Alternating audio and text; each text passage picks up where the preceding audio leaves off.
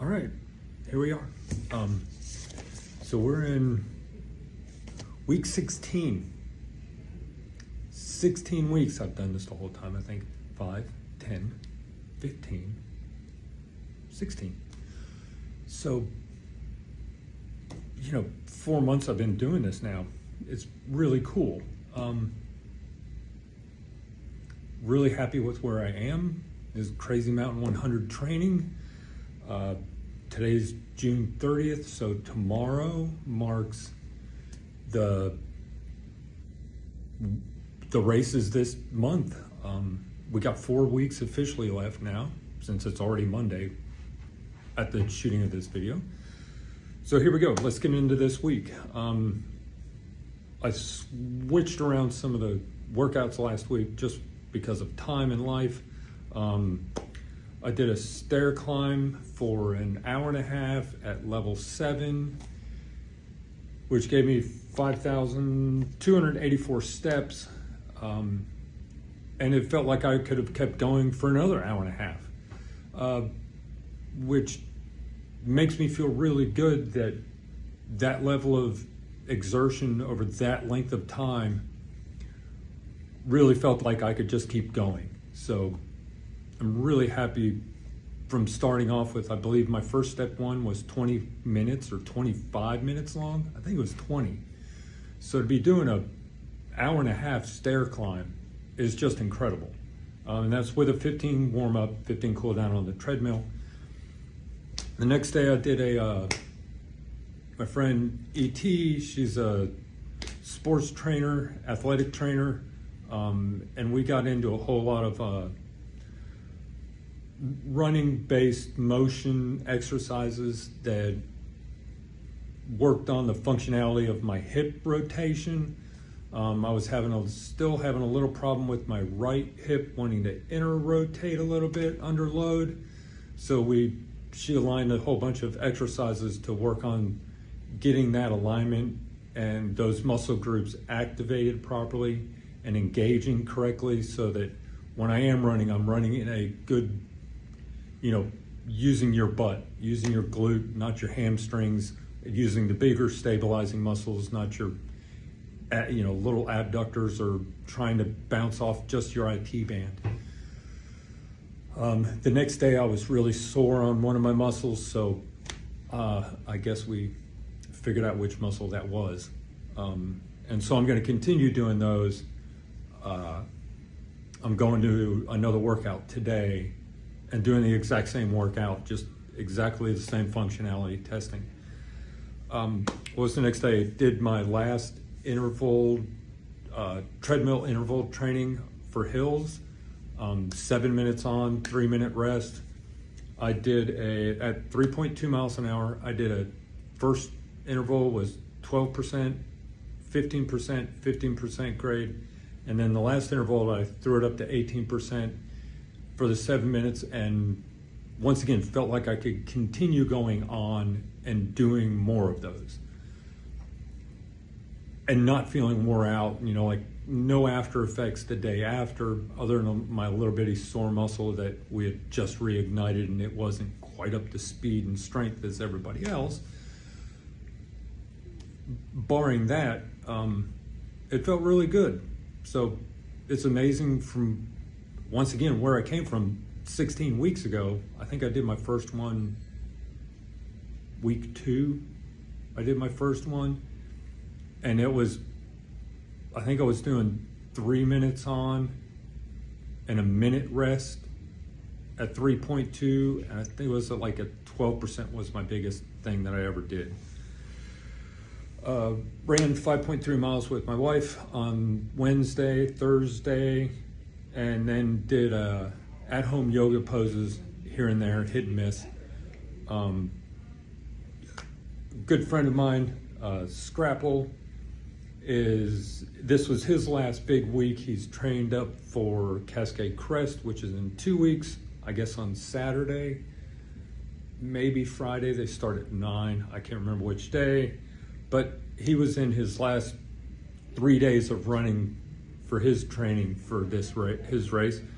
So I ran with him on Friday so I could get my 10 miles in We ran part of the Freaky Friday course and then ran back to his place. And then we went out to another spot that I like to go train in. He was scheduled for 5 hours. It was really warm. It was very muggy. We got our 5 hours done in 5 hours and 22 minutes. We got in 22 miles. We did a lot of hiking the first time, and then it was pole work for the second or other 2 out and backish laps. We got in 2,400 feet of elevation, so feel really good about that. Felt like I recovered pretty good. And we went out to run this state park near us called Okinichi Mountain, and it's got we usually go out there and do hill repeats and everything else from Okinichi Mountain on just a regular basis. It's not too technical trail. It's got lots of longish elevation climbs, but nothing crazy. We started off down by the river and ran in through the park, ran down these big steps. At the bottom of those steps, I was second in line, and I got stung right on the front of my ankle, just above where my laces are. And I was wearing like a 2-inch high sock. A ground hornet bit me right above the sock line. You know, the usual cry, screaming, pain, murder ensued. And it was like, well, you know, I'm not allergic to these things, so it's just gonna do what it does, so let's just continue running. Running on it was fine. It started swelling up, and after about an hour and a half, maybe 2 hours, the sheer pain started going away, that pointy, throbby pain.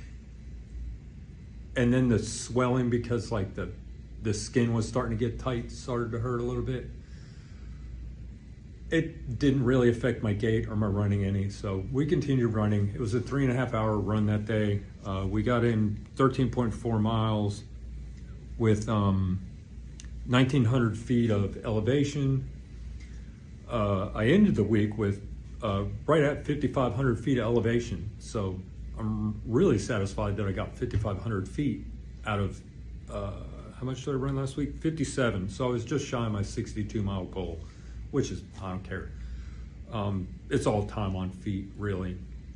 So while we were out, we were warning everybody else of the hornets, and some other people we ran into were warning us because they had got stung. We ran into 10 different people at the state park who had gotten stung that day. So it was a miserable day for a lot of us. And as soon as I stopped running, by the time I drove home, which is only 12 minutes from my house, my whole leg was swelled up, 6 inches above my ankle. My metatarsals, you couldn't see them anymore. So I wound up the rest of the day, Benadryl, compression sock on, and elevated and icing it at 20 minutes every 2 hours.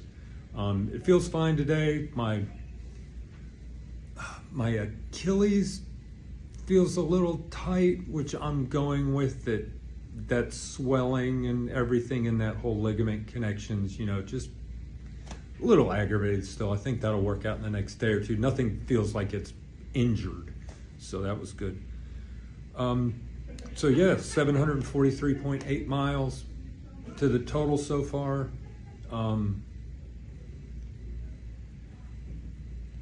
I've listened to a podcast from Ultra Crew. I can't recall if I set this out last week. I think it's Ultra Crew. Yeah, Ultra Crew Hub. They did a podcast with Megan about the race that deals a lot more with crew life and what the crews should expect and how crews should act and how we should all be on our game, and important information that she may not get to in a race briefing. I should try to post that link down below in the bio. I definitely go give that a listen to. She just sent us another info packet about, you know, this, that, and the other, about the race coming together and everything else. So, like, I think today's the last day you can drop and get a partial refund, and so that they can fill it with somebody else who's on the wait list. I really hope everybody's doing good. This should be, next week should be a lot of our last weeks. Some of us may have a week and a half. I got about a week and a half left of like larger runs. I go to Pisgah this week for 5 to 6 days. I'm hoping somewhere around 12 to 15,000 feet of elevation for that time. It's going to be a lot of slow, a lot of hiking because of where it is. I'm going to have to filter my own water, so it'll be really good training in case I have to do that during the race. So, last week I ran with everything I want to have in my pack between Ibex and Half Moon, which is one of the longest sections of the race that we go without any crew access, if you're getting crewed access. But it's the longest distance you have between like what I would consider like real big aid stations and crew bags or drop bags. For myself, I'm planning on a 32-hour window finish time. So it says it's going to take about 7 hours and 45 minutes. It's a long way. It's going to be the heat of the day. So I packed my raincoat. I packed my sun shirt. I'll probably wear my sun shirt right out the go. If I wear my sun shirt, I'll put in a short sleeve shirt in case it just gets way too wild. The filter, and I'm carrying 560 carbs with me since we don't have a drop bag at cow camp. And the 560 comes from 80 an hour, 8 hours, 640, but I'm gonna eat blah, blah, blah, cow camp, and I'll leave with Ibex with something blah, blah, blah. So that'll be the extra carbs that I don't need to carry. And I probably plan on filtering water once from Ibex to cow camp, because that's just 13.4 miles, which is a very long way during that time of day for 3 liters of water that you're going to carry. I'm about 1 liter an hour, 1.25 liters an hour hydrator, sweater. So I'll definitely need to filter some, but there's a great drainage that has a wonderful little stream in it that we can filter out of.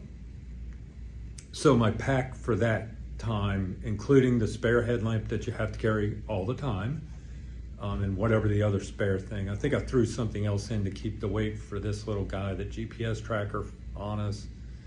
And I threw something extra in just because a little extra weight. I think I threw my headlamp in just saying, here's extra weight. It weighed 13.4 pounds. If you haven't had 13.4 pounds, I had to adjust some strapping for my Solomon vest to make it feel more comfortable. So that worked out, you know, good to have that on me for the long run we did on Saturday.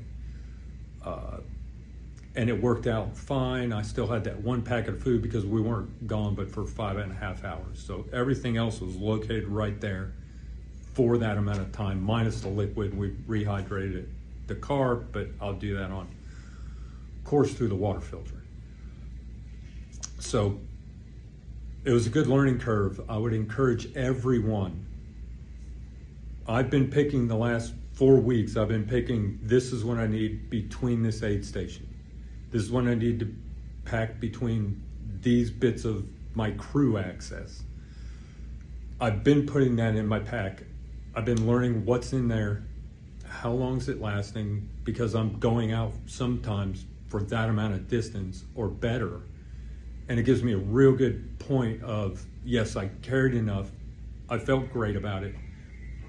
I worked out anything like that 13 and a half pounds. I had to open up my vest and move one of the straps back here. And I, halfway through, about an hour into it, I reorganized where things were in the back so that it felt better and more comfortable with the weight a little bit lower. Instead, I had something up high that weighed way too much. I dropped it down and it felt better. So I'd advise everybody to get on board and wear everything, put everything in your pack, put everything that you think you might actually have in your pack there. With that, let's have a good last 2 weeks. Our journey starts really soon. Be very proud of yourself. I was so proud to run with somebody who was finishing their training. Like, that was his last run for his training cycle, other than his, next week he has, taper. He's on taper now. So it's great to,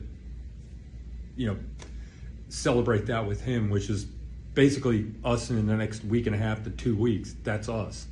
So everybody have a wonderful time. Enjoy your running. Be prepared. Take care of yourself. Bye.